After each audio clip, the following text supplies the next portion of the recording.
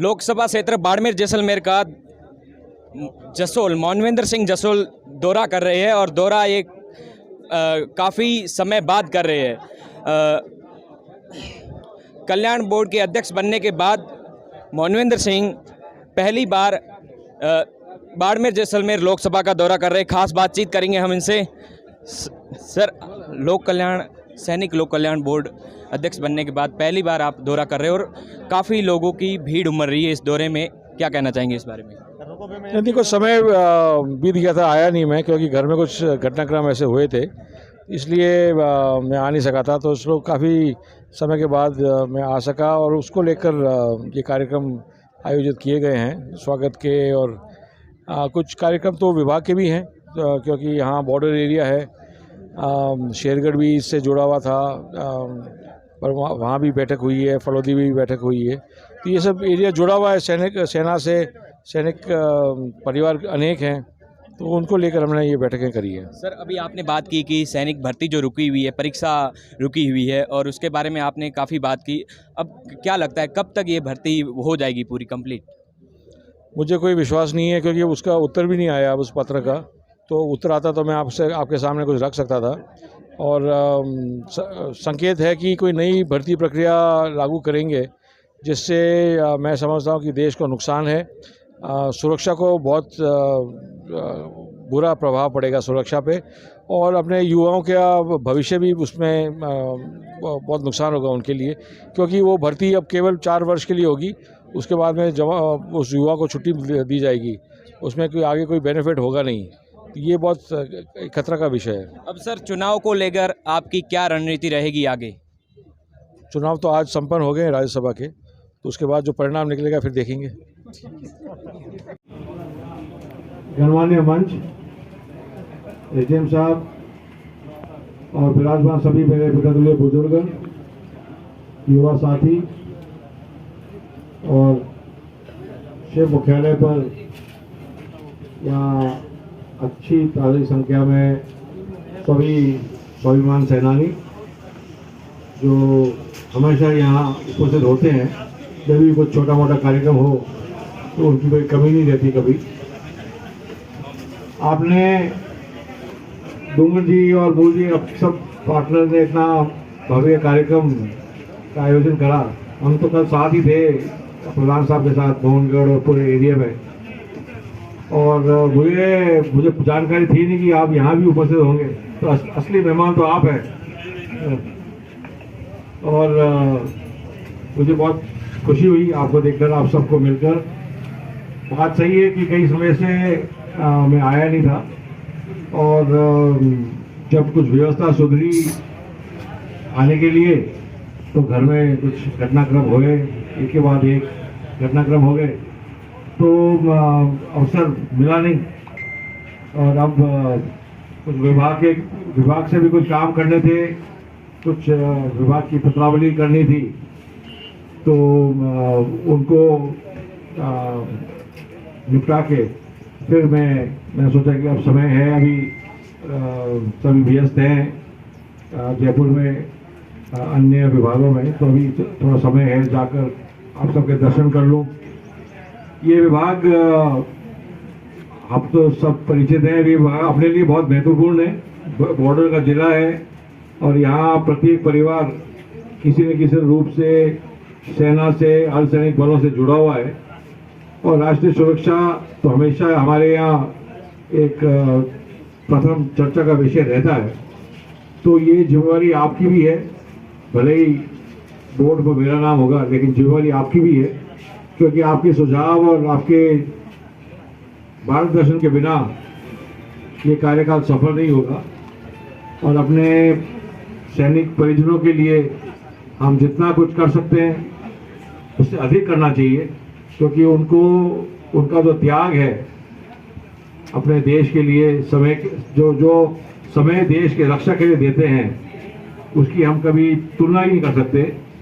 आज कोई सियाचिन पे बैठा है, दूसरे दिन कोई कच्छ में बैठे होंगे, कोई समुद्र के तट पर होंगे, कोई बंगाल की खाड़ी पर होंगे, कोई नागालैंड के जंगल पर होंगे।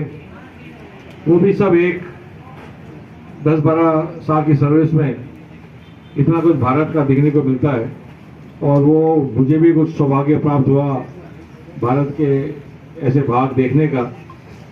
इसलिए मैं थोड़ा उनकी समस्या से मैं थोड़ा अधिक परिचित हूँ, और उसी समस्या को लेकर मैंने कुछ सुझाव दिए हैं मुख्यमंत्री जी को। मुख्यमंत्री जी ने सुझाव स्वीकार करके आगे पत्रावली करी है रक्षा मंत्री जी के साथ। कुछ 3-4 वर्षों से अपने ग्रामीण क्षेत्र में जो कैंटीन की व्यवस्था थी, मोबाइल कैंटीन जो आती थी, वो भी बंद हो गई है। और कैंटीन का जो कलेक्शन होता था सिटी में, वो महीने में 2 बार ये होता है। ये यहाँ से गांव से यहाँ पहुँचते हैं सिटी में कैंटीन का सामान लेने के लिए, कैंटीन खाली मिलता है या कम सामान मिलता है। आजकल तेल के भाव इतने, आवागमन से इतना खर्चा निकल जाता है, तो मतलब ही नहीं होता कैंटीन के रेट से ले।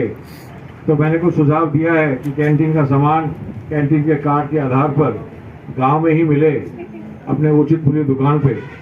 तो ये समझौता राजस्थान सरकार और भारत सरकार कर सकती है आपस में। तो राजस्थान सरकार की जो व्यवस्था है उससे द्वारा केंद्र सरकार, रक्षा मंत्रालय अपने सैनिकों को सेवा पहुंचा सकती है।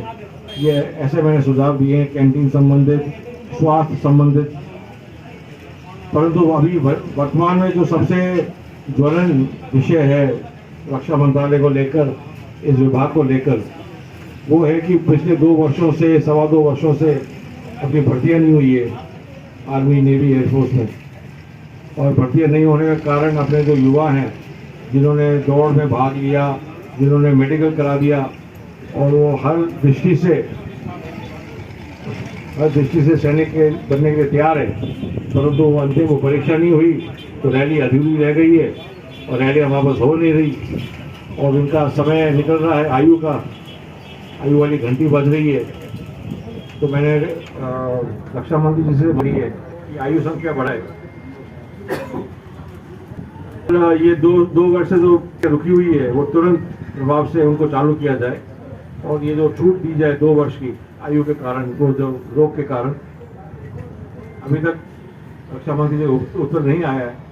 पर अपनी यही मांग है, यही प्रार्थना है कि जल्दी खुले और अपने युवक, राजस्थान में लगभग 4,300 हर वर्ष रिटायर होते हैं, और लगभग 3,3100 लगभग हर वर्ष भर्ती होते हैं न्यूनतम। और रिटायरमेंट तो हो रहा है, रिटायरमेंट की प्रक्रिया जारी है, और प्रक्रिया बंद हो गई है। इसलिए आज के तारीख में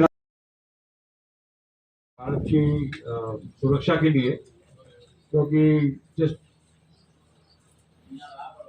जैसे चाइना ने लद्दाख में करा, उसके कारण जो सेना वहाँ तैनात हुई, तो कई अपने नियंत्रण रेखा या कुछ और ऐसे भाग हैं जहाँ संख्या कम हो गई है, और भर्तियाँ नहीं होंगी तो हम वहाँ संख्या बढ़ा भी नहीं सकते। ये बहुत ज्वलंत विषय है जिससे हमारी सुरक्षा प्रभावित होती है, और यही मैं प्रार्थना करता हूँ कि रक्षा मंत्रालय इसको गंभीरता से ले और शीघ्र ही कार्रवाई करे। जो हमारी जिम्मेवारी है वो हम पूरी करते रहेंगे, आपके सहयोग से, आपके मार्गदर्शन से। मुझे विश्वास है कि इस विभाग को जितनी गंभीरता से मैं लूँगा वो आप ही लेंगे, क्योंकि आप ही सब परिचित हैं इन विषयों से। विभाग ने कोई कार्यालय दिया है जयपुर में, सचिवालय मंत्रालय भवन में, तो वो कार्यालय आप समझे कि आपके लिए भी है, सिर्फ केवल इस विभाग के लिए नहीं है। आपके जयपुर में कोई कार्य हो, सचिवालय में हो या कोई अन्य कार्य हो, तो उस कार्यालय का आप अवश्य बिना संकोच उपयोग करिए, मंत्रालय भवन में है। और पत्रावली, अपने कार्यालय से कोई पत्रावली करनी हो या किसी और विभाग से कोई मांग करनी हो, तो आप अवश्य वहाँ, जो भी वहाँ जयपुर पधारे, तो आप उसका उपयोग करें। और पुनः मैं आपको सबको धन्यवाद देता हूँ कि आपने इसे प्रेम से, कोर्ट से स्वागत करा। आगे और भी कार्यक्रम है, और ये समय बढ़ता जाता है, इसलिए आपको भी देरी करी है, आगे दूसरों को भी देरी नहीं करना चाहता, इसलिए बहुत बहुत धन्यवाद। जय हिंद, जय भारत। ये निवेदन रहेगा आदरणीय राम सिंह जी धारवी, दर्पण सिंह जी कोटड़ा, मेघ सिंह जी पंचायत समिति सदस्य रामसर, तन सिंह राठौड़ बड़ाई, मोहन सिंह जी भवरिया रहेगा श्रीमान राणा नरेंद्र सिंह जी कोटड़ा। आपसे आग्रह की आप मंच पर अपना स्थान ग्रहण करें। निवेदन रहेगा हीर सिंह जी भाटी, आप भी अपने मंच की शोभा बढ़ाएं।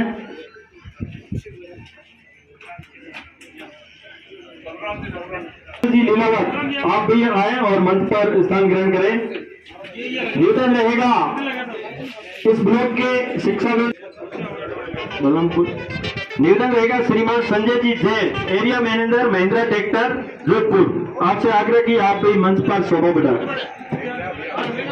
जिला परिषद सदस्य एवं ब्रह्मधाम आशोत्रा के कोषाध्यक्ष महोदय, आपसे आग्रह की आप मंच पर अपना स्थान ग्रहण करें। कार्यक्रम के विशेष अतिथि श्रीमान हजारीदान जी, उप प्रधान पंचायत समिति शिव, आपसे आग्रह की मंच पर अपना स्थान ग्रहण करें।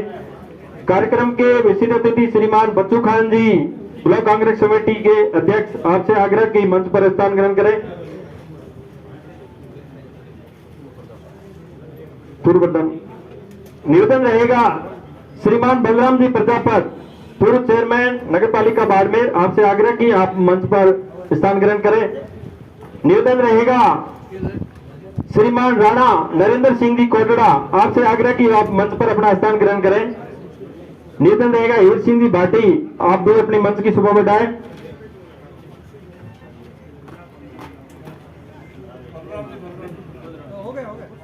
निवेदन रहेगा नवल जी लीलावत, आप भी आए और मंच पर स्थान ग्रहण करें। निवेदन रहेगा इस ब्लॉक के शिक्षाविद, शिक्षा की अलग जगाने वाले सेवानिवृत्त एसीपीओ अमरदान जी चाहिए। निवेदन करूंगा श्रीमान फतेह खान जी, जिला अध्यक्ष कांग्रेस कमेटी बाड़मेर, आपसे आग्रह की मंच पर शोभा बढ़ाएं।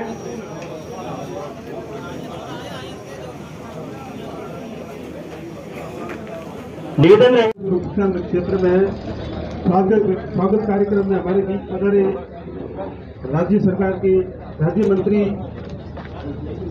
पूर्व सांसद, पूर्व विधायक, सैनिक कल्याण बोर्ड के अध्यक्ष माननीय डीसीसी अध्यक्ष फतेह खान जी, प्रधान साहब, सभी मंत्रासीन, सब ने, विशेषकर मैं मानवेंद्र सिंह जी का विशेष तहे दिल से स्वागत करता हूँ। चाबी दी इसके लिए इनको बहुत बहुत धन्यवाद देना चाहता हूँ। और आप सब लोग यहाँ पधारे, इन सभी को मैं बहुत तहे दिल से धन्यवाद देता हूँ कि आप इस कार्यक्रम में आए, कार्यक्रम की शोभा बढ़ाई। धन्यवाद। रहे